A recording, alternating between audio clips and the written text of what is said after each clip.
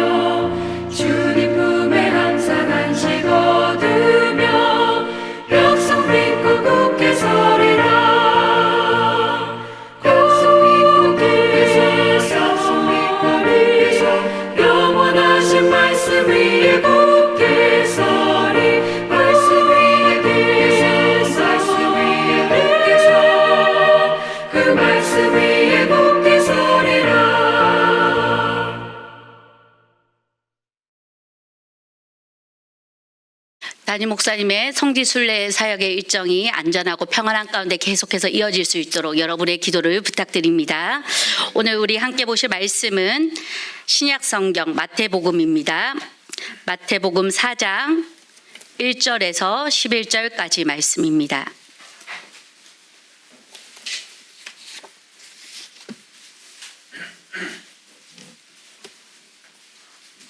마태복음 4장 1절에서 11절까지 말씀 찾으셨으면 저와 여러분이 한 목소리로 읽도록 하겠습니다. 시작. 그때 예수께서 성령에게 이끌려 마귀에게 시험을 받으러 광야로 가사 40일을 밤낮으로 금식하신 후에 줄이신지라. 시험하는 자가 예수께 나와서 이르되 내가 만일 하나님의 아들이여든 명하여 이 돌들로 떡덩이가 되게 하라. 예수께서 대답하여 이르시되 기록되었으되 사람이 떡을 떡으로만 살 것이 아니요 하나님의 입으로부터 나오는 모든 말씀으로 살 것이라 하였느니라 하시니, 이에 마귀가 예수를 거룩한 성으로 데려다가 성전 꼭대기에 세우고 이르되 내가 만일 하나님의 아들이거든 뛰어내리라. 기록되었으되 그가 너를 위하여 그의 사자들을 명하시리니 그들이 손으로 너를 받들어 발이 돌에 부딪히지 않게 하리로다 하였느니라. 예수께서 이르시되 또 기록되었으되 주 너의 하나님을 시험하지 말라 하였느니라 하시니, 마귀가 또 그를 데리고 지극히 높은 산으로 가서 천하 만국과 그 영광을 보여 이르되 만일 내게 엎드려 경배하면 이 모든 것을 내게 주리라. 이에 예수께서 말씀하시되 사탄아 물러가라. 기록되었으되 주 너의 하나님께 경배하고 다만 그를 섬기라 하였느니라. 이에 마귀는 예수를 떠나고 천사들이 나와서 수종드니라. 아멘. 오늘 새벽도 나오신 여러분에게 주님의 크신 은혜와 사랑이 가득하기를 간절히 소망합니다. 오늘 본문은 예수님과 사탄의 그 멋진 대결이 나오고 있습니다. 그런데 오늘 본문을 우리가 처음 볼 때 그 본문에서는 예수님이 성령에 이끌리어 시험을 받으려고 강야에 갔다라고 합니다. 우리는 마치 굶주리고 연약해진 예수님께서 예수님에게 그 사탄이 찾아와서 시험한 것처럼 생각되지만 이 모든 계획은 성령님의 인도하심인 줄 믿습니다. 우리의 삶도 마찬가지입니다. 우리의 삶의 모든 부분도 주님이 이끄시고 계심을 여러분 믿으십니까? 네, 내가 걷는 이 인생의 여정은 내가 걷는 것 같지만 내가 가는 것이 아니라 나와 동행하시는, 나를 이끌어 가시는, 앞서가시는 주님이 먼저 인도해 주신 줄 믿습니다. 그러기에 오늘 또 이 자리에 나를 깨우시고 인도하신 분이 주님이신 줄 믿습니다. 그래서 오늘 내가 걷는 길이 조금은 가시밭길 같을지라도 그 길도 주님의 큰 인도하심 가운데 있는 줄 믿으시고 여러분의 소망 가운데 이 말씀으로 위로받기를 간절히 소망합니다. 성령님의 그 인도하심에 따라 이 마귀의 유혹 앞에서 당당하게 나아간 그 예수님, 그 예수님은 우리가 오늘 말씀 통해서 멋지게 승리하신 것을 볼 수 있습니다. 우리도 유혹을 피해 살아갈 수 없는 연약한 인생이지만 승리의 본이 되어주신 그 예수님이 오늘 어떻게 이겨내셨는지를 보면서 우리도 그런 승리의 삶을 살아가기를 간절히 원합니다. 오늘 우리가 말씀을 보면 3절의 말씀 우리 함께 다시 한번 읽어보도록 하겠습니다. 시작. 시험하는 자가 예수께 나와서 이르되 내가 만일 하나님의 아들이거든 명하여 이 돌들로 떡덩이가 되게 하라. 네, 마귀는 먼저 이렇게 묻습니다. 내가 만일 하나님의 아들이거든 하면서 정체성에 대한 도전을 하고 있습니다. 네가 하나님의 아들이라면 돌이 떡이 되게 한번 해보라 라고 말하고 있습니다. 이 돌이 떡이 되지 못하면 너는 하나님의 아들이 아니다라는 겁니다. 마귀는 넌 하나님의 아들이 아니지? 맞아? 그렇다면 너의 능력을 한번 보여주고 입증시켜봐 라고 말합니다. 그러나 여러분 한번 생각해 보십시오. 이것은 하나님의 질문도 아니고요. 바로 마귀가 우리를 속이려는 질문입니다. 이 시험의 문제를 우리는 잘 파악해야 될 줄 믿습니다. 그래서 오늘 본문에 우리가 핵심적으로 보아야 될 것은 과연 우리 그리스도인의 정체성이 무엇인가라는 것입니다. 제가 요즘 말씀을 통해서도 계속해서 강조하고 있는 그것은 바로 정체성입니다. 우리가 여기에서 여러분 한번 1분 동안 자기를 소개해 봐 주십시오라고 하면 여러분 어떻게 하겠습니까? 이름을 말하고 제가 살고 있는 곳, 직장을 여기를 다니고 있고 우리 교회를 이렇게 다녔고 하면서 여러분에 대해서 설명을 해나갈 겁니다. 그런데 이것은 여러분이 살아온 배경이지 여러분이 아닙니다. 그런데 마귀는 마치 우리에게 이렇게 속삭이는 겁니다. 이것이 너야. 이게 바로 너야 라고 말하는 겁니다. 네가 무슨 하나님의 사람이야. 너는 이거밖에 안 되는 부족한 사람이야. 너는 여기에 거해 있는 사람이야 라고 말하면서 우리의 마치 현재 거하고 있는 삶의 터전의 주소가 우리의 정체성이라고 속이고 있는 것입니다. 우리의 한 줄의 이력서에 써지는 그 모든 것이 우리의 것이 아닌 줄 믿습니다. 우리의 직업과 학력과 재산과 우리의 가족관계, 이건 우리의 모습이 아니라 그건 세상의 기준에서 보여지는 그냥 표면적인 지표일 뿐이지 이것이 우리의 정체성이 아닌 것입니다. 그런데 마귀는 잘못된 기준을 가지고 와서 마치 이것이 우리인 것처럼 속이고 속삭입니다. 여러분, 우리 민족을 이끈 모세는 정말 위대해 보이지 않습니까? 그 출애굽의 여정을 혼자서 하나님의 뜻을 따라서 그렇게 이끌어냈다는 것 참으로 위대해 보이는데, 그 민족을 이끈 위대한 지도자 모세도 정체성이 흔들린 때가 있었습니다. 바로 바로의 궁에서 쫓겨나서 왕자로 멋지게 살아가던 그가 어느새 애굽 사람을 죽이고 도망자로서의 삶을 살아가고 있습니다. 그리고 광야에서 이제 그는 양떼를 치며 살아가고 있습니다. 그렇게 되자 그의 자존감이 와르르 무너졌습니다. 그 자존감이 무너지고 세월이 흘러간 연약한 모세에게 하나님이 부르셨습니다. 이제 나의 일을 행하라 라고 부르셨습니다. 그럴 때 모세가 어떤 답변을 했습니까? 출애굽기 3장 11절에 보면 내가 누구이기에 바로에게 가며 이스라엘 자손을 애굽에게서 인도하여 내리까 라고 말합니다. 네, 하나님 제가 하겠습니다 라는 젊을 때의 모세였다면 그렇게 답했을 겁니다. 그런데 이제 자신의 정체성이 무너지고 나는 그냥 노년에 늙어가는 늙은이에 불과한데 하나님 내가 누구이기에 이 일을 할 수 있겠습니까? 라고 묻고 있는 것입니다. 모세의 답을 통하여서 우리는 모세가 얼마나 자신의 능력에 따라 자기를 결정짓는지를 알 수 있습니다. 내가 누구이기에, 나는 지금 왕자도 아니고요, 내가 누구이기에, 나는 인생에 실패한 자로 광야에서 그냥 양을 치고 있을 뿐입니다. 누구 하나 알아주지 않는 그냥 늙은이에 불과합니다 라고, 이것이 모세가 자신을 정의하는 모습입니다. 여러분은 어떻습니까? 여러분은 어떤 모습으로 여러분의 모습을 규정짓고 있습니까? 여러분, 오늘 여러분의 정체성을 흔드는 그 마귀의 유혹 앞에 여러분은 이 예수님처럼 이 잣대가 잘못되어 있음을 깨닫고 이 마귀의 잣대를 거부하시기를 간절히 축복합니다. 우리 4장 4절의 말씀 함께 읽어보겠습니다. 시작. 예수께서 대답하여 이르시되 기록되었을 때 사람이 떡으로만 살 것이 아니요 하나님의 입으로부터 나오는 모든 말씀으로 살 것이라 하였느니라 하시니. 아멘. 예수님은 기록되었을 때라고 시작하시며 마귀 너는 말도 안 되는 잣대를 가지고 나에게 다가오는구나, 내가 하나님의 아들인지 아닌지를 말하는 것은 바로 이미 하나님께서 신명기 8장 3절의 말씀으로 멋지게 마귀에게 펀치를 날리는 모습을 볼 수 있습니다. 너가 규정 짓는 것이 아니라 그건 하나님께서 하실 일이라는 것입니다. 에서가 팥죽 한 그릇에 장자의 권한을 넘기는 어리석음처럼 아담과 하하가 선악과 하나의 영생을 포기한 것처럼 이스라엘 백성들이 광야에서 불평함으로 말미암아 애굽으로 돌아가길 원했던 것처럼 이 모든 것의 시작은 하나님의 백성이라는 정체성을 잊음에서 시작되었습니다.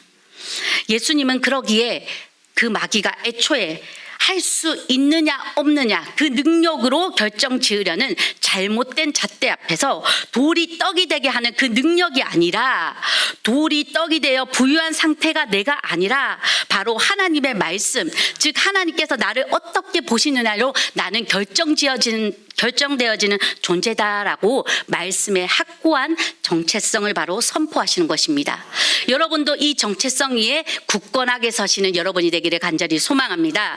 우리 마태복음 3장 17절의 말씀, 오늘 본문의 앞장 3장 17절의 말씀을 한번 읽어보도록 하겠습니다. 시작.